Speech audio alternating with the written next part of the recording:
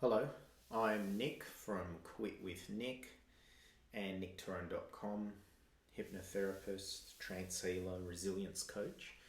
Now, I wanted to do this video specifically for people who are smoking and are possibly interested in doing hypnotherapy to quit smoking, but have, however, used hypnotherapy or tried hypnotherapy in the past to quit, and either it didn't work at all, didn't help, didn't last. Now, some people might be tempted, and in a way, it's kind of understandable that some people who will have tried a particular method will then, if it comes across them in the future, will say, well, I've tried that, that doesn't work, and then just sort of put it in a box of tried that, didn't work, no point in trying again. But that could be a really big mistake. And it's a mistake that could cost your life when you consider smoking is the most preventable cause of death in the world. Now, when it comes to a type of therapy, obviously it's a very unique experience between you and a therapist, and then hypnosis being the tool that therapist is using for client. Now, there's a lot of dynamics happening in that. So just because you may have tried it with one particular therapist in the past, that doesn't mean that the actual modality of hypnotherapy is worthless, useless, or it's not worth trying again. Because like a lot of things, hypnosis is a tool, and sometimes the tool is only as good as the person who's yielding the tool. A silly example I sometimes give is if someone puts a hammer in my hand, it's pretty much useless because I'm not very good with tools and very handy.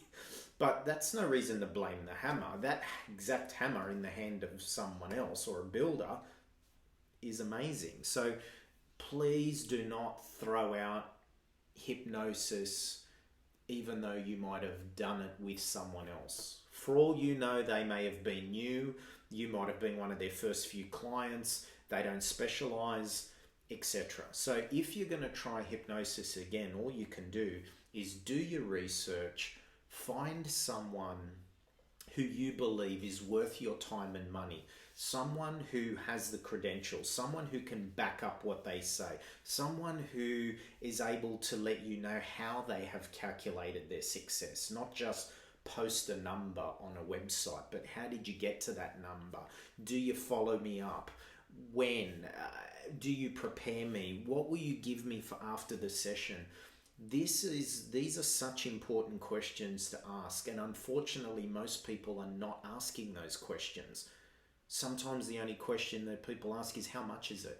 And they're doing their comparison solely on price. That is something that is smart to do with a product. If you're buying a pair of shoes, oh, how much are those shoes? And I'll call the other shop and see if I can get it cheaper.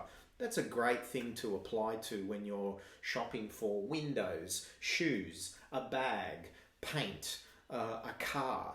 That's great. But when it comes to therapy, it's not the right question to ask at all. It should actually be one of the last questions on your priority list. The better question is, how do you prepare me? What's the process? What's your success rate? How do you calculate it? How have you ever smoked? How long have you done this for? Do you specialize? Then, if all those questions are answered, in a way, it shouldn't even matter how much it is, because by that point, you should have come to a point where you actually really believe that this person is right for you, this hypnotherapist, if they've ticked all those other boxes. So, it's really important to do your research. If you've done hypnosis before, very, very important. So I hope this has helped a little bit. If you've done it before, I wanted to do this video to just help you do your research for the next hypnotherapist you may see.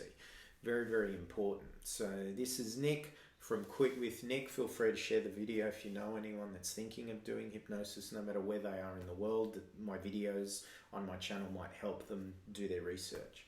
Take care. To your health. This is Nick.